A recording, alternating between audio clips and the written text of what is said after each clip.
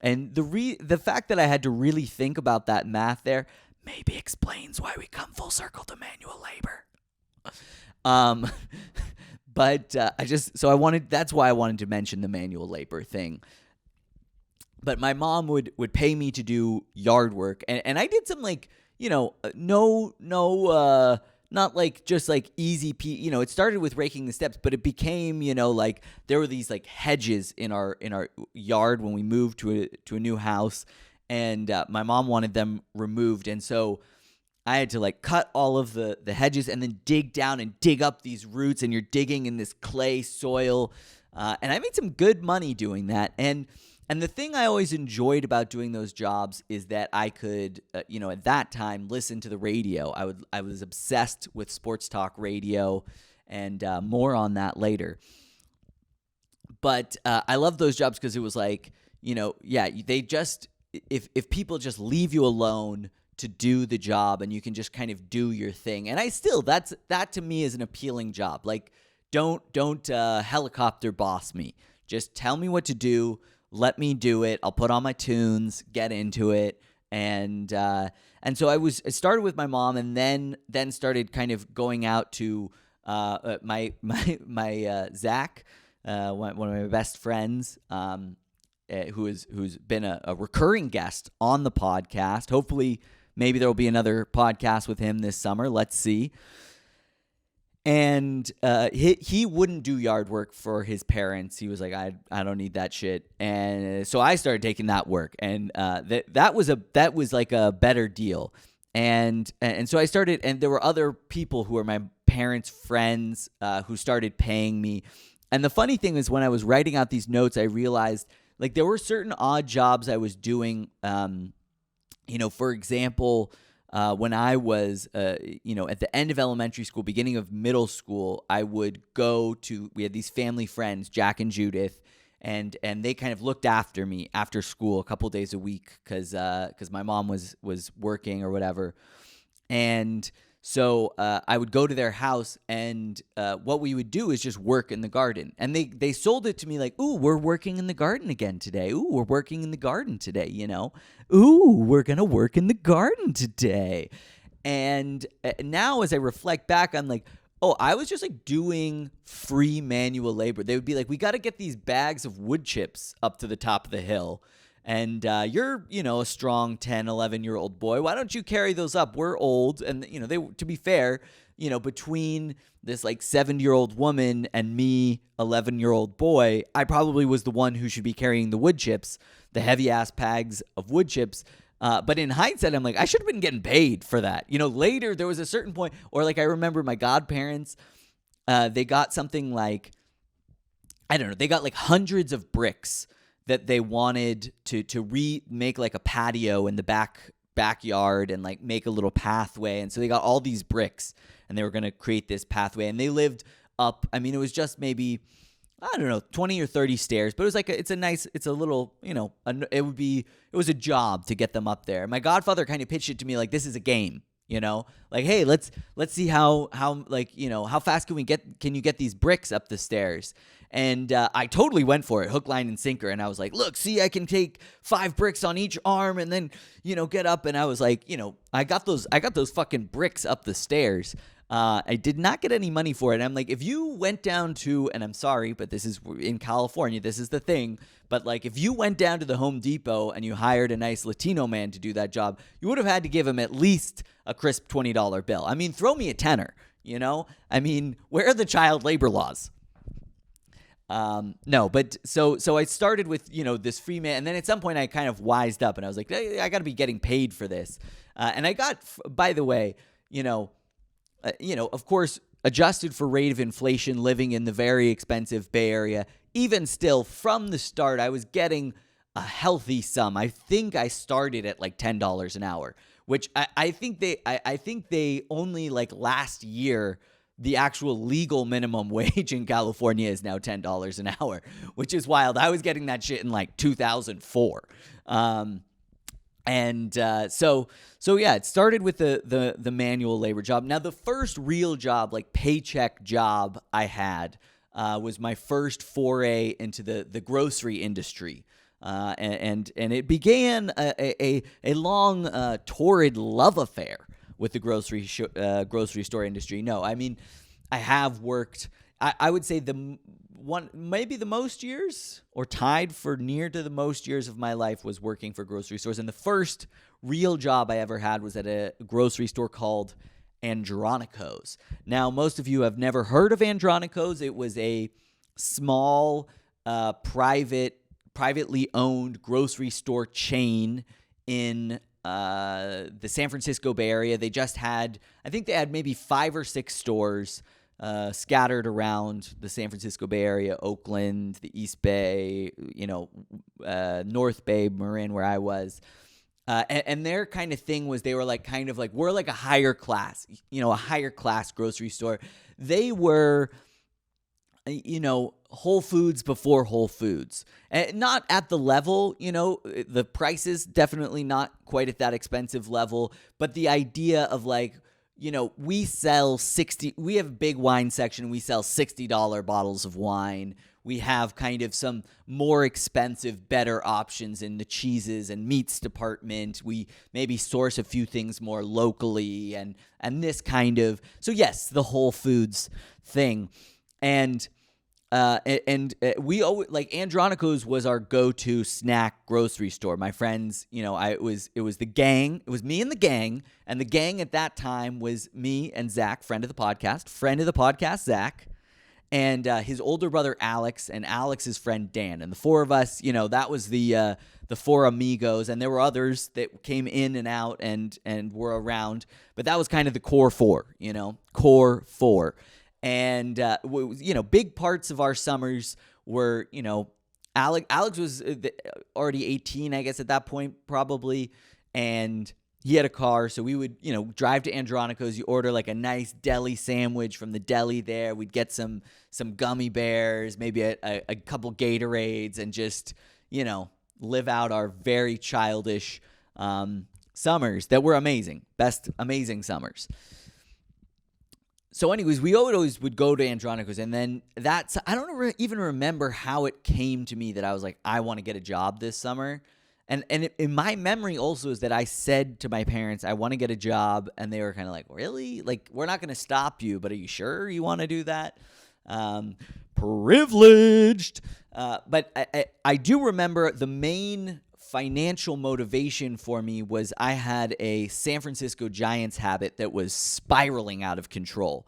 Now, I don't know if this podcast is going to come out before the Barry Bonds podcast or if it's going to come out after the Barry Bonds podcast, but I do a whole podcast about Barry Bonds and the San Francisco Giants, and I talk a little bit about the details of my San Francisco Giants addiction. But just to briefly say, I was obsessed with going to Giants games. I was obsessed with owning Giants gear. And I needed some fucking money to fund, buying tickets, getting into the city, buying, popcorn and soda at the games, buying T-shirt jerseys, buying, just dumb gear, whatever, posters. My room was my bedroom at that era looked like a beautiful mind. There's that room with all of the papers and things are like connected. It was like that. It looked like a beautiful mind, but it was just like newspaper cutouts of like sports shit. And then like a couple of Sports Illustrated swimsuit edition posters that my parents let me have that were tacky. I always kind of, in hindsight, I'm like, why did you guys let me hang those up? But I guess you don't want to be like, hey, you can't have those pretty ladies up there. So, anywho, I had to, that was the financial motivation. The financial motivation was like, I got to pay for these tickets. So I remember being so nervous. Like, I remember being at Andronico's, and I feel like I was talking to the core four, about needing a job. And I think Dan said, like, why don't you think about getting a job here? I think they would hire you. And so I went and asked, and the guy got me a resume. And I remember being like, there's no way I'm going to get hired. And I filled out the resume. I basically just got hired there. Basically, I think the hiring thing was because I wanted to be a bagger. So at that time in grocery stores, it not only did they still have checkout people, but they also they paid us to be there in a little polo with a little apron on, and we'd be there catching your groceries and putting them in the bag, like it was like I was Morgan Freeman in God, fuck my memory. Morgan Freeman in Shawshank Redemption. Shawshank Redemption. Like I was Morgan Freeman in Shawshank Redemption, and the women at the buying the groceries would be like, "Tell your boy not to put the tomatoes on the bottom. Last time the tomatoes were bruised." And so I got the bar to become hired as a bag boy at Andronico's, I think, was essentially, can you pass a drug test, which I was nervous for. Mind you, I had never touched drugs my entire life. I was a total goody two-shoe. I was trying to get the job to buy tickets to baseball games and t-shirt jerseys of the baseball team I supported. Like, I was so straight-laced vanilla whatever. I mostly spent my summers playing wiffle ball and a game called Torpedo Wars. Shout out Torpedo Wars. And so, but I was like, oh my God, I have to take this P test. Like, what if I don't pass it? And like, very silly in hindsight. So I passed the P test and they give me the job. And oh my God, it was terrible. I mean, it was just, they basically hired, your shifts would be for like the peak time, like from, you would show up at, noon or 1, and then you'd work until like 7 p.m. So that like after dinner rush. And that grocery store at that time was why, I mean, it was packed, it was packed and people were coming in, but you don't just like, people weren't just buying like a couple things, in that time when people went shopping there, it's like they were dropping, $100, they were getting 4 or 5 bags of groceries. And we had those tall paper grocery bags, and you had to bag them or double bag them. And the top was serrated, it had those little edges on it. And, repeatedly putting your thing, I remember I had like these amazing like paper cuts all up my arms from making the bags, fold out, and they would just like sting like a fucking like motherfucker. It was fucking painful. And the only good thing about that job is because it was a summer job, was that it was air conditioned. And they had this huge walk-in freezer. And so you'd be there like fucking packing groceries. You got these things.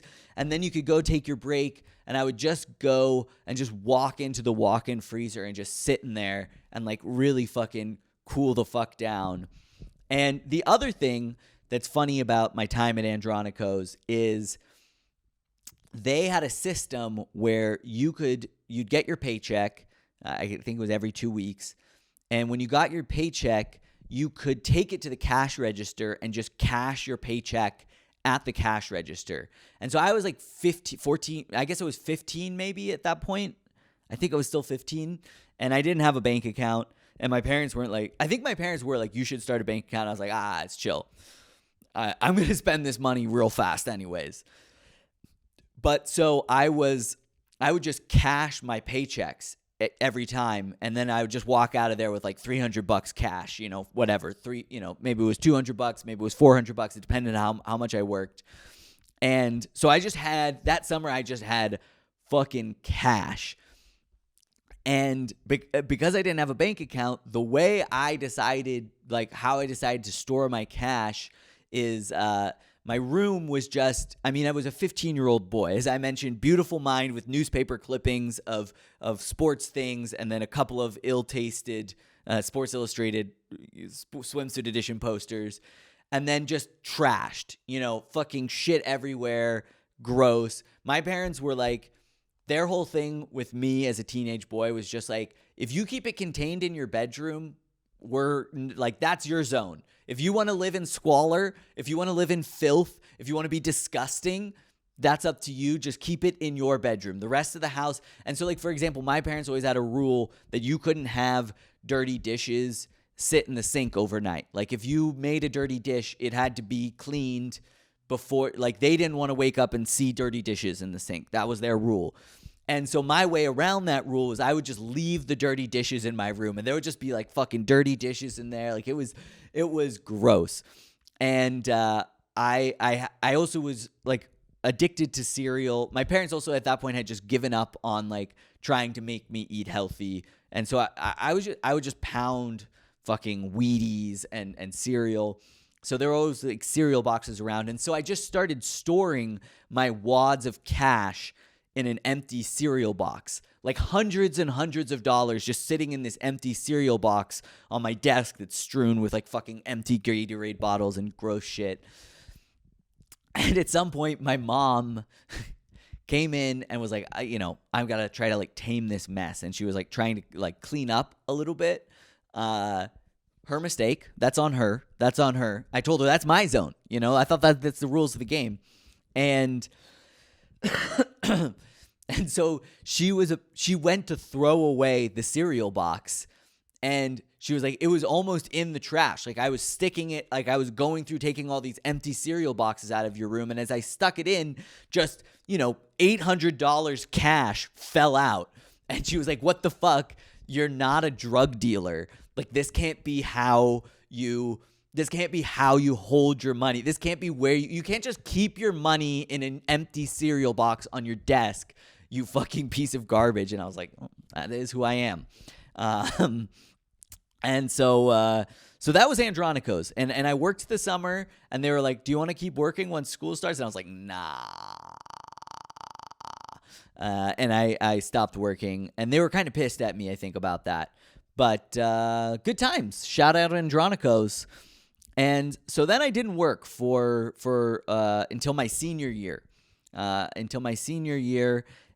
I wonder why I didn't do a job my junior year. I think I don't know. Maybe I was just like, I don't need to. Maybe I wanted to I think maybe I was trying to my grandma died, and I was concentrating on training for cross country, and I think my parents were just like, it's chill. But my senior year, they were like, you need to get a job. You need to start saving money for college.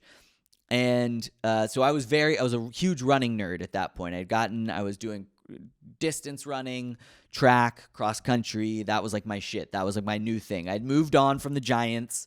They were still in my life, but I was like, now my new hyper focus was distance running. And so I was like, let me get a job at the local running shoe store because, that seems cool. And so I did. I got a job it was called Fleet Feet at the time. It was which was like a chain franchise. And the owner later changed it to be called Marin Running Company. Shout out Charles. Love you, Charles. And I think it's out of business now. But it was a running shoe store. And I liked that job. That was fun. And he was a huge running nerd, and he would like give me DVDs of like old cross country and track races from Olympics and stuff with like famous distance runners. And I got to get a bunch of running gear at cost, which was like, so if it's normally if it's 100%, I think I could buy it at like 60 or 70% cost. And so I bought a bunch of running gear that way, and I could go through the catalog and like order the stuff I wanted. It was super sweet. And going into college to do running in college, being able to have that opportunity like made it for me. Like I got all of my gear, and I like still have some of the gear that I bought at that era. So that was cool. And I got to be a nerd about it. It was also like pretty, a running shoe store in a little town.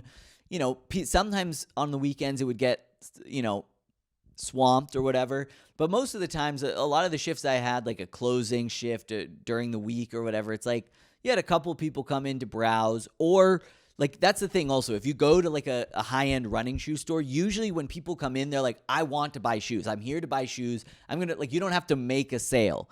And I'm going to be honest, I didn't. Like, he was always like, come on, like, if someone's there, like, go talk to them, try to sell them something. And I was very just like, hey, do you need any help? And if they're like, no, I'm good, I'd be like, I'm just going to leave you the fuck alone. And the only other thing I wanted to mention about that was there was a lot of like kind of rich upper class moms, middle-aged moms. And here's the thing. I was like, middle-aged moms would come in kind of with their shit, and I was like, I was born in the middle-aged moms. And so that was like my wheelhouse. I was like, oh, you're a middle-aged mom, like I'm ready. And like they loved me. I'm going to be honest, like that is my target, that at least at that point, that was my target demographic. Like they thought I was delightful, such a polite young man. Like that's, Charles would get that. He'd be like, oh, another mom. She was like, such a polite young man. I would love it if my daughter went for a man like that. And I was like, yeah, daughters don't like my shit. And so yeah, that was the running shoe store. And I worked there my senior year. And then after my freshman year of college, I reached out to him and was like, can I work this summer again when I come back? And so I did that. And so shout out Fleet Feet, Marin Running Company, Charles. That was a good job. I liked that job. It was chill. It was a good job. And so then what's the next job? The next job is like my first internship. So now it's my sophomore year of college. And I guess okay, I missed something. I put this in order before I started talking about the senior year running shoe job. What I wanted to mention was my OG dream job. So as I mentioned, I had this baseball addiction, and very quickly when I started playing baseball, I was like, I'm not going to make it to the major leagues. I'm not a major league talent. When you're from a small town, and in that small town, a small percentage of those boys play baseball, and of that small percentage of boys that play baseball, if you're at the bottom of that heap, you have to be a realist and be like, I don't think I'm going to make it to the major leagues. Like, I don't think I'm winning the baseball lottery and making it. So very quickly I pivoted and I was like, so if I can't play baseball, how about I announce baseball? So my original dream job that I started having when I was like 12 years old was like, I want to be a sports announcer. I want to be a sports announcer for the San Francisco Giants. They had an amazing announcing team. And so I was like, that's my dream job. And my PE teacher, Chad Stewart, shout out Chad Stewart. A lot of shout outs this episode. And he kind of told me, he was like, you should be a sports announcer. And then when I got to high school, he became the athletic director at the high school. And me and him always had like a good relationship. And he was a super cool guy to me. And I was like, Dad? No, I'm kidding. Not doing my act on the podcast. And so he knew I wanted to be a sports announcer. And so he basically hired me to do all of the PA announcing at my high school. So football games, basketball games, occasionally baseball games. And I remember I think my junior year of high school, I think that's also why I didn't get a job my junior year, is that I started doing all this announcing at my high school. And I remember at the end of the year, I got my W-2 and it was like, holy shit, I made like $3,000 last year doing sports announcing at the high school, because also there was like a legal requirement for the school to provide an announcer for like playoff games and the whole thing. And then I also got paid for,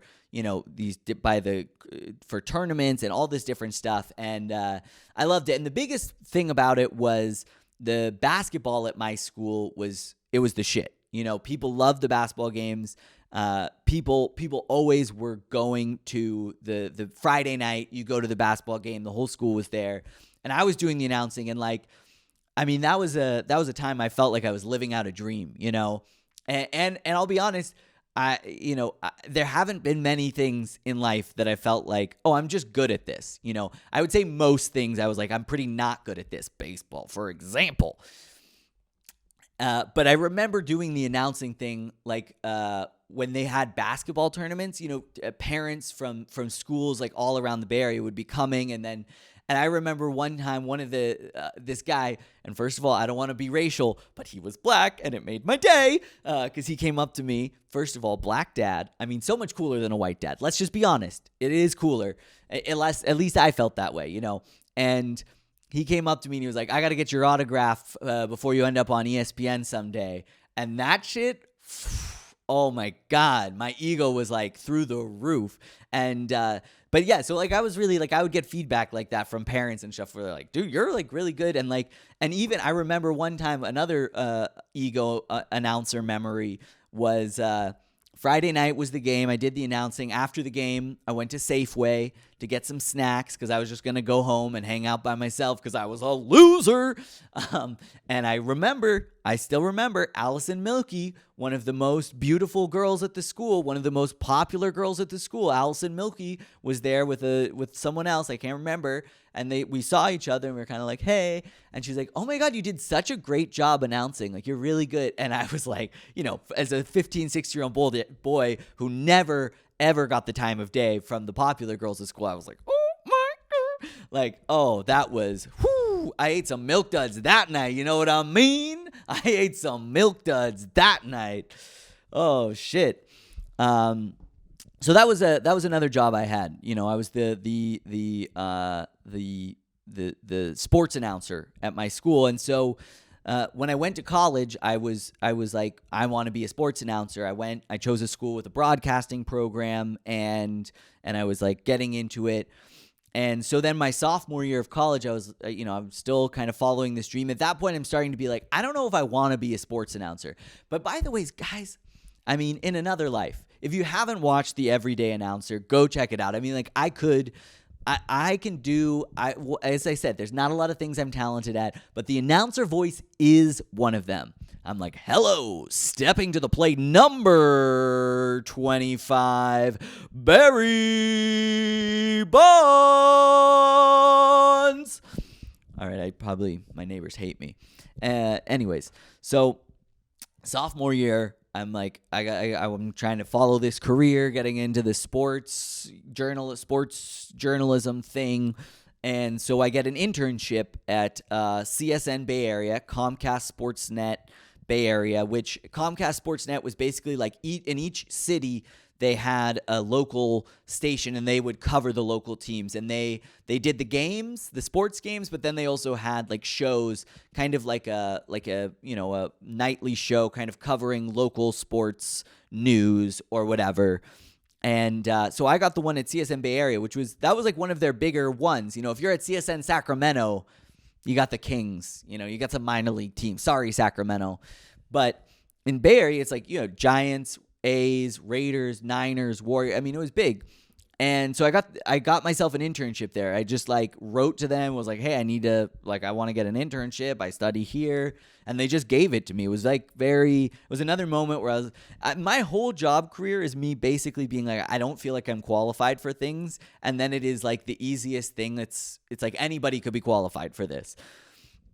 So I get the internship, and I will say that internship was very valuable because it made me realize I never wanted to work in sports journalism. Because before that, I loved watching Giants games. And I just remember, after a Giants game, we would do the sports news after the game. And I remember a game going into extra innings, and normally I left at 11. It's an hour drive home from the city. So I'd get home at midnight, 12:30 from this internship. And so the game's going into extra innings, it's getting later, and it's like I have to stay because I would help run the teleprompter. I would do other little odd jobs that interns would do around the office or whatever. And so I remember the game was going later, and then at some point the Giants were in a situation where they were maybe about to lose, and I found myself rooting against my favorite baseball team for them to lose just because I was like, I just want to go fucking home. And it really killed my liking of sports. And the other thing was, I recently discovered they took these Polaroid photos of us when we showed up at the station, and they put them all up on the wall. And I recently found mine, and I'm like, I wore a t-shirt to my first day at that internship. Just like a t-shirt, a high school cross-country team's t-shirt, not even my own high school's. It was this Bishop Blanchette High School in Seattle. Shout out Blanchette. Go Blanchette. Fuck you, prep. Sorry, dumb Seattle high school rivalry stuff. Anyways, I had this Blanchette t-shirt. I wore that to my first day of the internship, which is insane. And I had this bad haircut. I got really fat that summer, I'll also say. That was also the beginning of the end of my running career. So it was, and I also remember there was a real contention point. Like I had this internship that I had to do like I think I went like 4 nights a week or something. And my mom was like, you got to get a job. Like you need to make some money. And I didn't end up getting myself a job. And it was, in hindsight, she 100% was right. But I was like, I'm getting an internship. Like, what do you want from me? And that was the last summer I went home. And it was a rough summer, I'll be honest. I got fat, and I just also remember like the other interns. At some point I realized like, oh, the other interns are like hanging out with the staff like outside of work, and they're also getting like cool, like the thing I was interested in was like video editing, and the video editors would like go in their little edit booths and work on stuff, and I realized like, oh, they're getting to go in there and like hang out and like see stuff and learn stuff, and I'm just out here. Like it was very boring. I didn't fit in. It made me feel uncomfortable. It brought me back to high school. It brought me back to being like, I don't belong. I can't fit in, blah, blah, blah, blah. And, maybe rightfully so, I showed up in a fucking t-shirt from a high school cross-country team the first day. So let's be honest, So that was my first internship there. Then I did, then I got into the summer after my junior year of college. I have my job that maybe is my favorite job ever. I have to say it's maybe my favorite job ever. Junior year, I worked as a janitor. And I know, are you guys seeing like a theme emerge here? Are you noticing a little theme? Because my favorite job I had right after, like the next job after the dream internship at the television station doing sports journalism, I was like, okay, I didn't quite fit in there. That didn't quite work for me. How about janitor? And janitor was tight. So it started because I just wanted to stay. I was like, I can't go home another year. I'm 20 now. I have a burgeoning drinking problem. I can't do that around my parents. I don't want to be home. I gotta stay. I have a house here. The summers in Spokane where I went to school, like they're amazing. I gotta stay. And so I got this job as a janitor for the school that I went to. And we were they had a student crew in the summers, and our job was to go around to all of the dormitories and student apartments, and we would deep clean the carpets that of the buildings, and we would also like move beds, move furniture, and just do odd jobs around the campus or whatever. And God, it was sweet. There was this Russian guy, Andrea, and then this guy, Jason, who was a G. I mean, they smoked cigarettes like it was like they were they were gonna ban them tomorrow. Like it was, we took smoke breaks so often, and that was really the rub with that job was you would show up, and you could show up viciously hungover, you could show up high. It did not matter, This is the fucking janitor crew, and you'd show up and they just, all right, everybody go to their individual dorm room or apartment. And there were beds in there, like a mattress, no sheets or anything. But like you knew all you had to do was clean like 2 rooms before the lunch break. And no one was really going to come around and check on you. And so you would just I would lay down and just take a nap. I would just take a nap for like a half hour, 45 minutes, start the day. Then you get up, you work for like an hour or 2. You could easily bang it out. Then you take another little break, hang out on your phone or whatever until lunchtime. Then you go to lunch, smoke a doob, come back from lunch. You take your post-lunch nap because we would always go to Subway, get a foot-long sandwich, which just sits like a rock. You feel sick. And so you take a little post-work or post-lunch nap.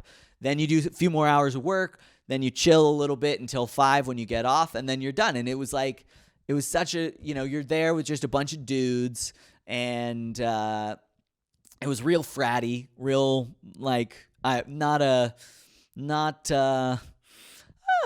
little bit misogynist. I'll just say it. I'm just going to say it. I'm just going to come out and say it. It was a little bit, we were teenage boys essentially, except we were 21, which is almost worse because, we were disgusting, and we thought we were so funny, and God, that was a great job. The supervisors didn't give a shit. It was fucking easy, and and I laughed so hard.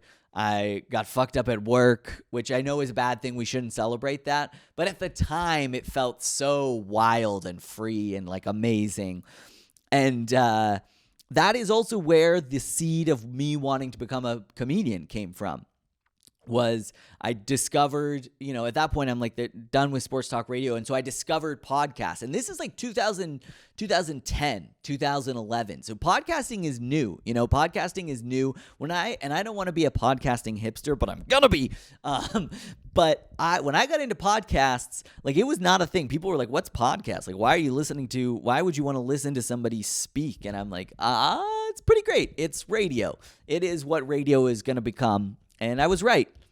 Called it.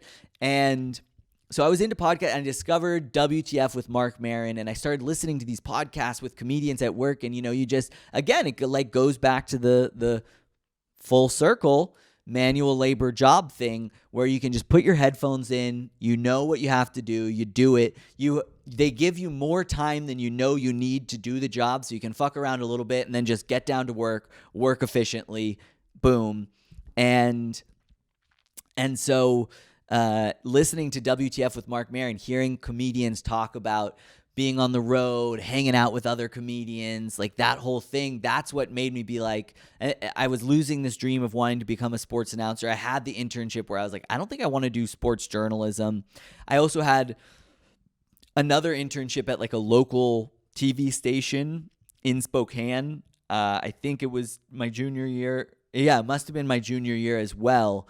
I did a internship and did some video editing for the sports thing there. And that also really opened my eyes because I was like, maybe, our school's broadcasting program is kind of focused towards local TV news. Maybe that would be cool. And I went to that internship and I was like, fuck this. This is so boring.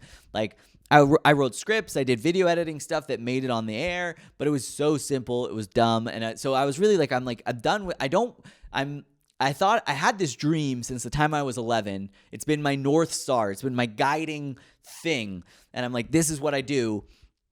And then when I was like 21, at the end of junior year of college, I'm like, I think I don't really want to do that anymore. I was so lost and lost in the sauce.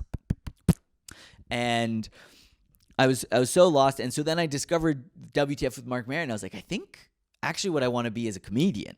And I started thinking about, all the comedy and stuff I used to watch growing up. And I was like, why did I never think about that? Like, that is awesome. And so that was what planted the seed. And I went to like a few open mics just to watch in Spokane that were like brutal. And so that being a janitor was so amazing. And this, I think, is hilarious. I loved being a janitor at my college so much that after I graduated my senior year, I graduated with my bachelor's from a well-known Jesuit university. I got my degree, and I was like, what's the first thing I'm going to do with my degree? And I was like, how about go back and be a janitor for another summer? That is hilarious. I mean, come on. That is fucking funny. Oh, shit. Well, the battery is about to run out on my Zoom H6. So here's what we're going to do. We're already at 45 minutes. So I think we're going to make the Jobs podcast a two-parter. That's right. We've got a two-part episode. We're going to come back. I'm going to talk about senior year as a janitor, first job out of college. There's a lot more to cover. There's just so much to cover with my job history. I apologize to my future employers for the long-winded cover letter that's going to be about 2 hours in total. But it is what it is, baby. That is what it is. So here we are. That's the end of part one. We're going to leave it. I got us through junior year of college, kind of senior year of college. And we're going to come back with the post-college work history. You'd think the place where the work history really starts. But no, this is where we're going to get. And I got a few more things to talk about the janitor. I mean, janitor, what a job. So this is the Jobs Cast, part one. If you're listening, fucking rate, review, tell a friend about the podcast. If you're watching this podcast, fucking subscribe to the channel, like the video, share it with a friend. This has been Patchats, the Jobcast, Part 1. Stay tuned next week for Part 2.